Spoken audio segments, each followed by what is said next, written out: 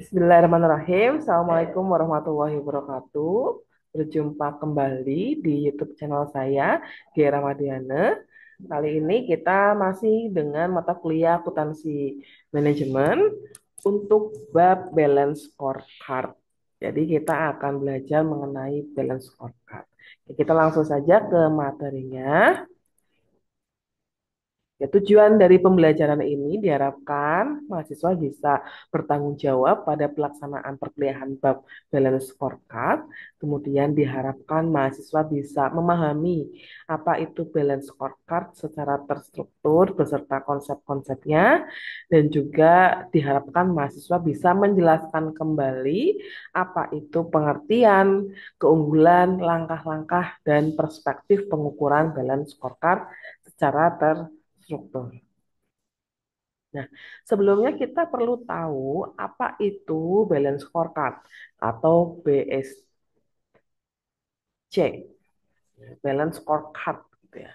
Jadi BSC sendiri merupakan suatu alat pengukuran kinerja perusahaan yang mengukur kinerja perusahaan secara keseluruhan, baik terkait keuangan maupun non-keuangan dengan mempertimbangkan empat aspek yang berkaitan dengan perusahaan antara lain. Yang pertama, aspek keuangan, aspek pelanggan, proses bisnis internal, dan pembelajaran dan pertumbuhan perusahaan.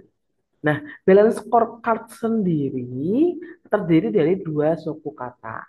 Yang pertama adalah scorecard atau kartu skor.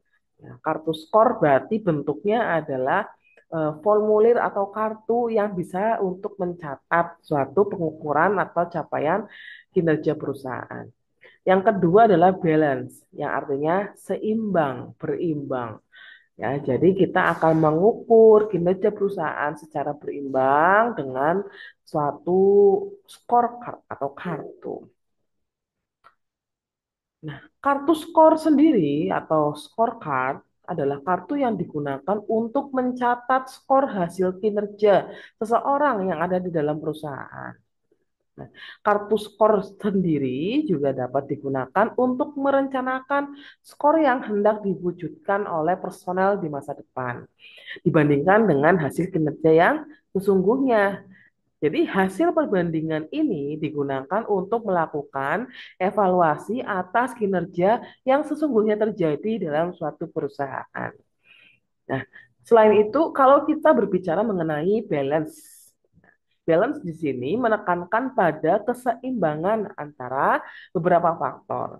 Nah, faktor-faktor yang mempengaruhi keseimbangan yang pertama adalah keseimbangan antara pengukuran eksternal bagi stakeholder dan konsumen dengan pengukuran internal bagi proses internal bisnis, inovasi, dan proses belajar dan tumbuh.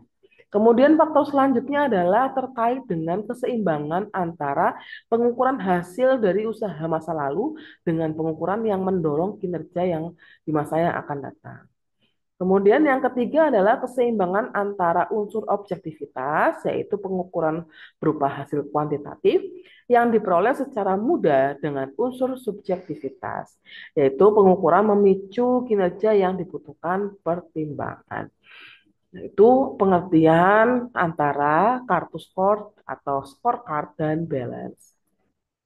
Nah, kemudian keunggulan dari balance scorecard sendiri, di sini ada empat. Yang pertama adalah komprehensif. Nah, komprehensif atau luas.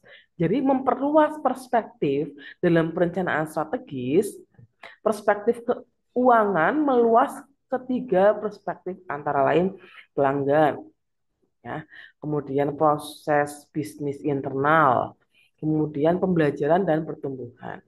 Memperluas perspektif secara strategik ini ke perspektif non keuangan tersebut menghasilkan manfaat yaitu menjanjikan kinerja keuangan yang berlipat ganda dan berjangka panjang serta membuat perusahaan mampu untuk memasuki lingkungan bisnis yang lebih kompleks. Jadi komprehensif atau luas perspektifnya. Yang kedua adalah koheren. Jadi mewajibkan personil untuk membangun hubungan sebab akibat atau causal relationship di antara berbagai sasaran strategis yang dihasilkan dalam perencanaan strategis.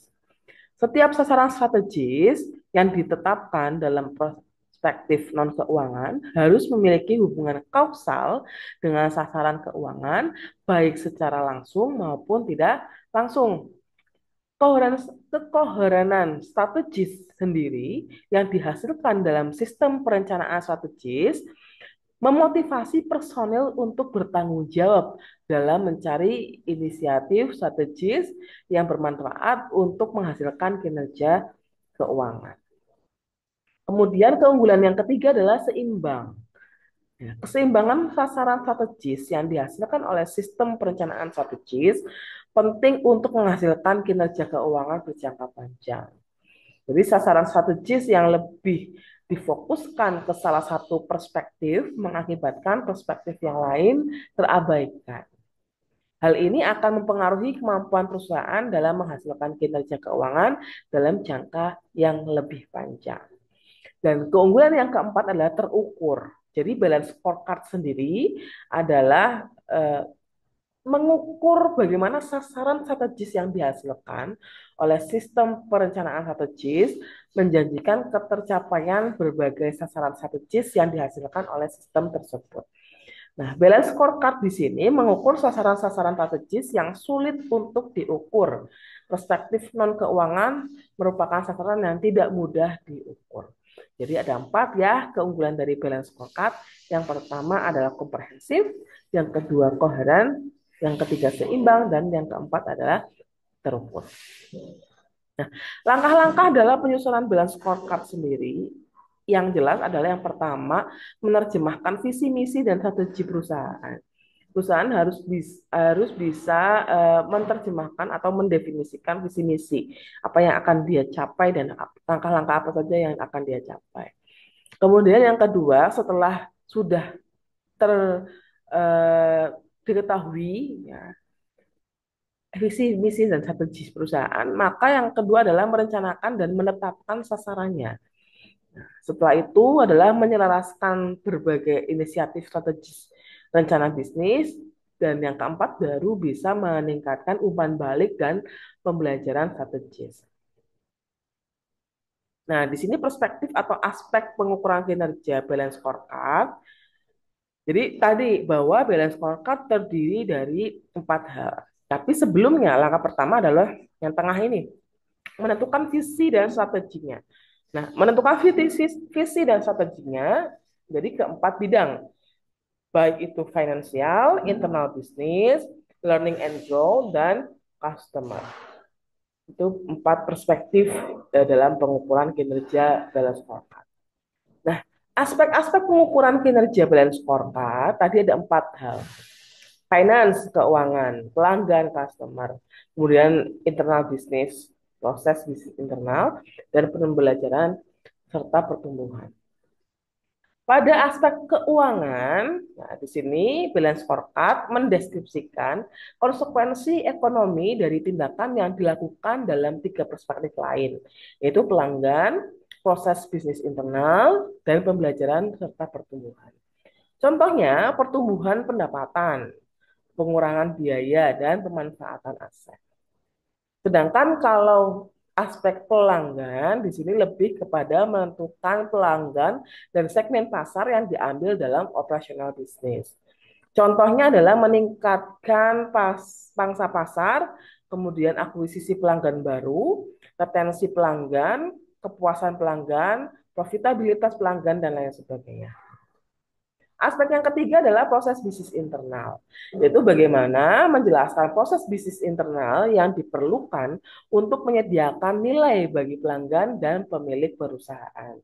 Contohnya adalah proses inovasi, proses operasional, kemudian responsivitas terhadap pelanggan. Nah, itu adalah masuk pada aspek proses bisnis internal.